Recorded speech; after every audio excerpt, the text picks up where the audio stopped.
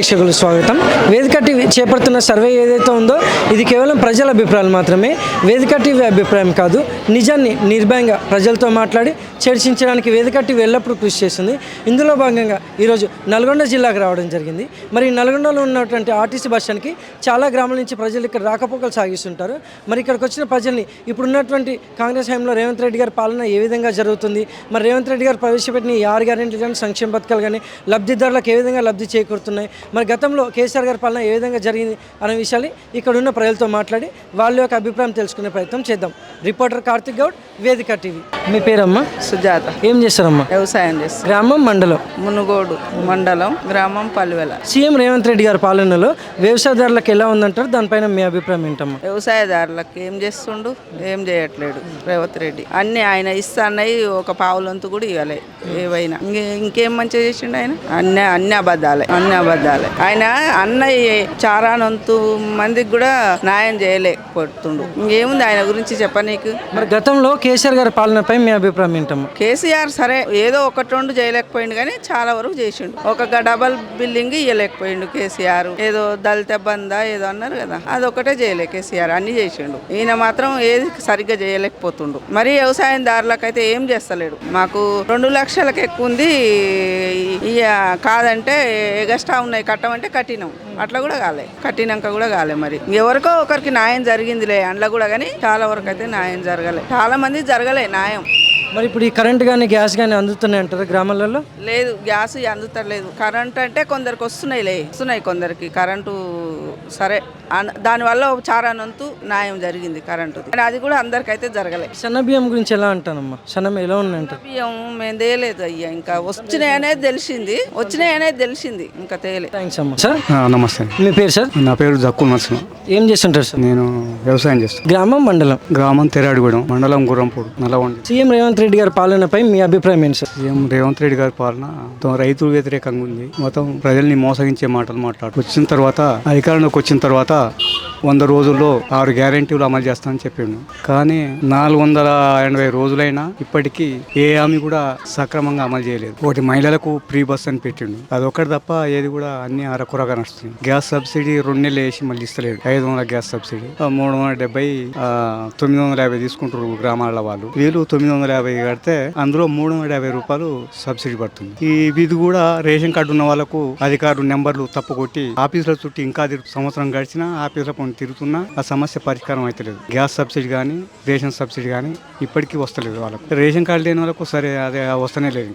Current subsidy కానీ ration subsidy కానీ ఈ విధంగా తప్పులు కొట్టి ఆఫీసులో కొంటూ రేషన్ కార్డు ఉన్న వాళ్ళే ఆఫీసుల వెంట తిరుగుతూ ఉన్నారు. పరిష్కారం కాలే. రైతు బంధు ఇచ్చిండు, రాగానే డిసెంబర్ 15 మొదలు పెట్టిండు, ఏప్రిల్ 15 దాకా ఇచ్చిండు. రైతులకు పెట్టుబడికి అవసరం ఉండేది విత్తనాలు ఇష్టం, అదునికి ఇవ్వకుండా ఇచ్చే 5,000 కూడా ఎకరం దున్నకానికే సరిపోతాయి. కాబట్టి అవి కూడా రైతులకు ఇచ్చేసరికి 4 నెలలు పట్టింది. మళ్ళీ ఆనకాలం ఎగ్గొట్టిండు, రైతు భరోసా ఇస్తాడు, ఎగ్గొట్టిండు ఆనకాలం. మళ్ళీ ఇప్పుడు యాసంగి జనవరి 15 మొదలు పెట్టిండు. ఇప్పటిదాకా 4 ఎకరాల వాళ్ళకే వేసిండు. 7,500 పోయి మళ్ళీ మాట మార్చి 6,000 రూపాయలు వేసిండు. మోసం చేయటమే కదా, రైతులను మోసం చేయటమే. రుణమాఫీ చేస్తున్నాడు, బ్యాంకులు అప్పు కట్టకండి, అందరు రుణాలు మాఫీ చేస్తానని ప్రతి మీటింగ్ లో చెప్పిండు. అంతా అప్పులు తెచ్చుకోరు. కేసీఆర్ ప్రభుత్వం వాళ్ళు మాఫీ చేయక పోయే ముందు సగం మందికి మాఫీ చేసిండు. వాళ్ళు వేసిన 1,00,000 రూపాయల లోపు వాళ్ళకే ఈయన కూడా వేసిండు, అదే వాళ్ళకే వేసిండు, మిగతా వాళ్ళకి వేయలేదు. దాదాపు రాష్ట్రంలో 20 లక్షల మంది మాఫీ కాక బ్యాంకు వాళ్ళు ఎన్పిఏ కింద పెట్టారు. అంటే మొండి బాకీదారులు వీళ్ళు, వాళ్ళకి అప్పులు ఇస్తలేరు. కేసీఆర్ ప్రభుత్వం గానీ రేవంత్ రెడ్డి ప్రభుత్వం గానీ రైతులకు అప్పు దొరకలేదు. ఆ అప్పు మాఫీ చేయకపోయే వరకు కేసీఆర్ 4 సార్లు వేస్తే వడ్డీకే సరిపోయింది. మళ్ళీ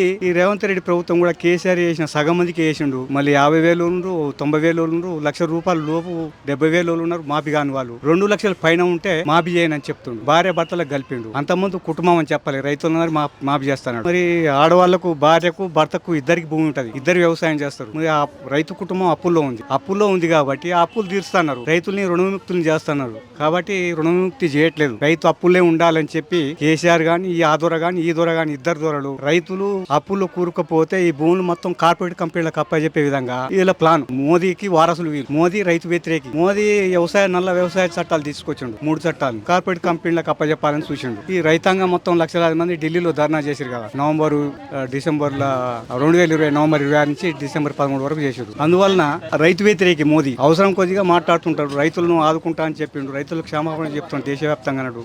ఆ రైతులకు ఇచ్చిన హామీలు ఏది కూడా నెరవేర్చలేదు ఇప్పటికి కూడా.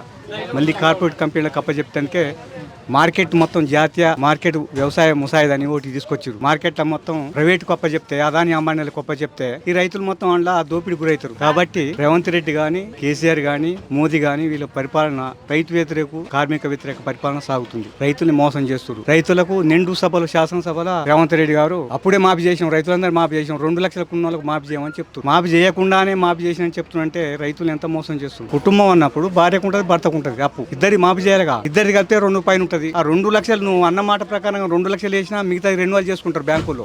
ఇప్పుడు రైతుకు అప్పు దొరకకుండా అయిపోయింది. బయట ప్రైవేట్ అప్పులు తెచ్చారు, బ్యాంకుల గోల్డ్ లోన్ తెచ్చుకోరు, దీర్ఘకాలిక రుణాలు తెచ్చుకోరు, ఫైనాన్సులో తెచ్చుకోరు. రకరకాల అప్పుల ఒక్కొక్క రైతు 4-5 లక్షల నుంచి దాదాపు 15 లక్షల దాకా అప్పుల్లో కూరుకుపోయిండ్రు.